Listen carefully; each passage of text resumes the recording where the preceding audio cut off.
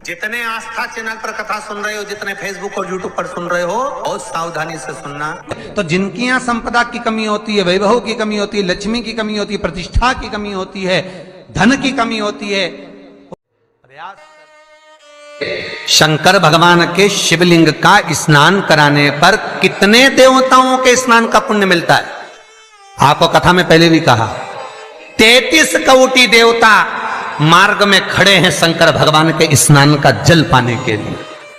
शंकर का जो शिवलिंग होता है, भगवान शंकर का जो शिवलिंग कटी भाग, उस पे जो शिवलिंग रखा है, शिवलिंग जहां रखा हुआ है, ये कटी, ये तो पार्वती जी का हस्त कमल है, पर शिवलिंग का जो गोल भाग है, शिवलिंग उसका जो नीचे का भाग है, सबसे नीचे का भाग, वो ब्रह्मा जी का प्रतीक है।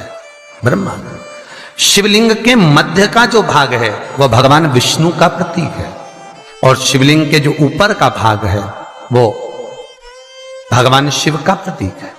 ब्रह्मा विष्णु महेश एक ही बिंदु में, एक ही शिवलिंग में विराज, एक ही में।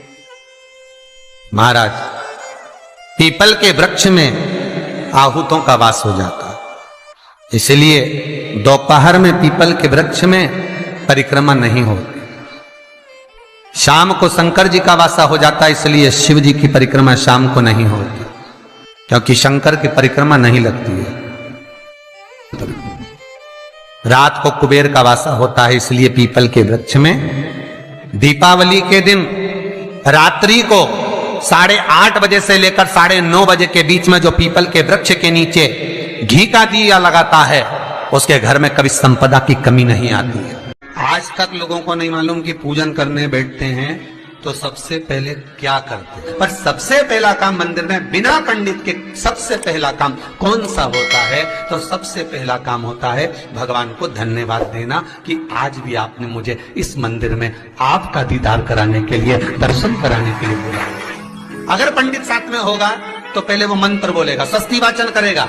षष्ठी वाचन करने में उसको अर्थात भगवान के लिए भी प्रसन्नता और आपके लिए भी प्रसन्नता। पर आपके पास कोई ब्राह्मण नहीं, आपको कोई स्तुति नहीं आती, आपको कोई मंत्र नहीं आता, आपको कोई साधना नहीं आती, आपको कोई तप नहीं आता, पर आप इतना तो कर सकते हो कि भगवान के मंदिर में जाकर उनको धन्यवाद दे सकते हो कि तेरी कृपा है जो मुझे चलकर यहां तक बुला लिया, 2 कदम चलाया, यहां तक बुलाया, ये तेरी कृपा है। और बड़ी कृपा करी जो डलिया भर के पूजन का सामान भी लाई, बड़ी कृपा करी जो दूध भरकर भी लाई, बड़ी कृपा करी जो कलश भरकर भी लाई। काली तिल, काली मिर्ची, 7 लौंग, केवल ये हथेली में रखकर अपना नाम और गोत्र बोलकर अपने दरवाजे से बाहर निकलकर किसी भी शंकर के मंदिर को समर्पित करिए। शिव पे नहीं चढ़ाने दें तो शंकर की चौखट पर रखें। महाराज, घर में कभी क्लेश नहीं होगा, बिल्कुल शांति, सहजता, प्रेम आपस में। एक एक पल, एक एक घड़ी, एक एक समय, एक एक नक्षत्र का शिव महापुराण में वर्णन है। यहां तक शास्त्र कहता है कि पीपल के वृक्ष की जब भगवान शिव रचना करे, पीपल के वृक्ष की जब रचना करी गई तो उस पीपल के वृक्ष में भी कौन सा समय किसका है, ये शिव महापुराण वर्णन करती है। सुबह 4 बजे से लेकर 7:30 बजे तक पीपल के वृक्ष में ब्रह्मा जी का वासा होता है। 7:30 बजे से लेकर 10:30 पौने 11 बजे तक पीपल के वृक्ष में भगवान विष्णु का वासा होता है। 10:30 बजे से लेकर पीपल के वृक्ष में 11:30 बजे तक पितरों का वासा होता है। 11:30 बजे से लेकर 12:30 बजे तक पीपल के वृक्ष में आहूतों का वासा होता है। 12:30 बजे से लेकर शाम को 4 बजे तक पीपल के वृक्ष में वासुकों का वासा होता है। 4 बजे से लेकर शाम को 7:30 बजे तक पीपल के वृक्ष में शंकर का वासा होता है। 7:30 बजे से लेकर 9:30 बजे तक पीपल के वृक्ष में कुबेर का वासा होता है। 9:30 बजे से लेकर फिर कुबेर के वृक्ष में अन्य देवों का वासा चालू हो जाता है। इसलिए हमारा हिंदू धर्म कहता है, हमारे शास्त्र कहते हैं कि पीपल के वृक्ष को जब पूजा जाता है, पीपल के वृक्ष की जब पूजन करी जाती है तो सुबह 10:30, 11, ज्यादा से ज्यादा 11:30, ज्यादा से ज्यादा 12, उसके पहले पीपल के वृक्ष की पूजन कर लेना चाहिए। क्यों? क्योंकि 11:30 बजे से लेकर 12:30 बजे तक पीपल के वृक्ष में पितरों का वासा रहता है, आहूतों का वासा रहता है, फिर वासुकों का वासा आता है। पितृ किसको कहते हैं? महाराज, जो पूरी उम्र लेकर चले गए और उनके भीतर अभिलाषाएं बहुत थी, मैं ये भी करना चाहता हूं, मैं ये भी करना चाहता हूं, वो पितृ हो जाते हैं। आहूत किसको कहते हैं? जिस माता के गर्भ में बच्चा जन्म ले और मर जाए, यह 6 महीने का गर्भ धारण करने के बाद अवर्षण हो जाए, जीव पड़ने के बाद 6 महीने के बाद अगर बच्चा गर्भ में भी शांत हो जाता है, कुंवारी अवस्था में शांत हो जाता है, जिसका विवाह नहीं हुआ ऐसा बच्चा जब शांत हो जाता है, अधोगति में कोई मर जाता है, सुसाइड कर एक्सीडेंट में किसी भी रूप में मर जाता है, तो वो आहूत कहलाता है।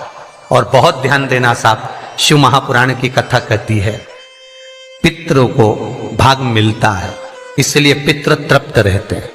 श्री शिवाय नमस्तुभ्यम। दर्शकों, हर हर महादेव। दर्शकों, आपके घर में पैसे आते हैं, पैसे रुकते नहीं हैं, आपके घर में माता लक्ष्मी की कृपा नहीं बन पा रही, आप पैसों के लिए बहुत परेशान हैं, या आपका कोई विशेष कार्य है, आपका कार्य बार बार रुक जाता है, आपका कार्य होने से भी नहीं होता है, तो आप एक बार इस विशेष उपाय को जरूर करें। दर्शकों, पीपल के वृक्ष में अनेक देवी देवताओं का वास होता है। ऐसे में यदि आप पीपल के वृक्ष की पूजा करते हैं तो आपकी मनोकामना अवश्य पूरी होगी। आप 5 शनिवार करके देखिएगा, आप फिर 6ठे शनिवार खुद कमेंट करेंगे कि आपको बहुत ही सफलता मिली। दर्शकों, आपका कोई भी कार्य है, आपके कार्य में बार बार जब रुकावटें आ रही हैं, तो सुबह आप ब्रह्म मुहूर्त में शनिवार के दिन उठे। आप रोजाना भी इस उपाय को कर सकते हैं, रविवार के दिन आपको नहीं करना है। ब्रह्म मुहूर्त में उठे, स्नान करें, 1 लोटा जल और थोड़ा सा कच्चा दूध, थोड़ा सा मिष्ठान आप लेके चले जाइएगा। आपके आसपास जो भी पीपल का वृक्ष हो, आप उस वृक्ष में 1 लोटा जल समर्पित करें और कच्चा दूध आप अलग से समर्पित करें, थोड़ा सा मिष्ठान आप वहां पे रख दीजिएगा। आप एक घी का बत्ती भी लगा सकते हैं सुबह के वक्त। यदि आप सुबह के वक्त नहीं लगा सकते तो प्रदोष काल में आपको लगाना है। इतना कार्य दर्शकों आपको सुबह के वक्त करना है। 11 बार बन सके तो 21 बार, 108 बार या 8 बार आप पीपल के वृक्ष की परिक्रमा करें। परिक्रमा करते समय ओम नमो भगवते वासुदेवाय मंत्र का जाप करें, या श्री शिवाय नमस्तुभ्यम मंत्र का जाप करें, या ओम नमः शिवाय मंत्र का जाप करें। आप जाप करते हुए परिक्रमा करिएगा। उसके बाद दर्शकों आप अपने घर को आइएगा। यह कार्य आपको नित्य प्रतिदिन करना है सुबह के वक्त, रविवार के दिन आप मत करिएगा। उसके बाद प्रदोष काल में आप अपने घर से एक सरसों के तेल का दीप लेके जाइएगा शनिवार के दिन। शनिवार के दिन जो भी व्यक्ति सरसों के तेल का दीप पीपल के वृक्ष के नीचे प्रज्वलित करता है, उसके कभी भी कार्यों में रुकावटें नहीं आती हैं, शनिदेव उसके ऊपर प्रसन्न रहते हैं, शनिदेव परेशान नहीं करते हैं, उसके घर की जो भी समस्याएं हैं, दुख हैं, तकलीफ हैं, बीमारी हैं, वो दूर होती हैं और उसके घर में सुख समृद्धि सदैव बनी रहती है। आप घी का भी दिया लगा दीजिएगा, आप सरसों के तेल का भी दिया लगा सकते हैं, आप तिल के तेल का भी दीप लगा सकते हैं। जो आपके पास हो आप दीप प्रदोष काल में जरूर प्रज्वलित करें। जो भी व्यक्ति लगातार इस उपाय को करेगा उसके घर में धन संपत्ति की कभी कमी नहीं होगी, उसके घर में माता लक्ष्मी का आशीर्वाद सदैव बना रहेगा। तो दर्शकों आप इस विशेष उपाय को जरूर करिएगा। और जो भी भाई बहन चैनल पे पहली बार आए हैं, चैनल को जरूर सब्सक्राइब करें, वीडियो अच्छी लगे तो लाइक करें, ज्यादा से ज्यादा शेयर करें, कमेंट में श्री शिवाय नमस्तुभ्यम, हर हर महादेव, ओम नमः शिवाय, जय शिव शंभु जरूर लिखें।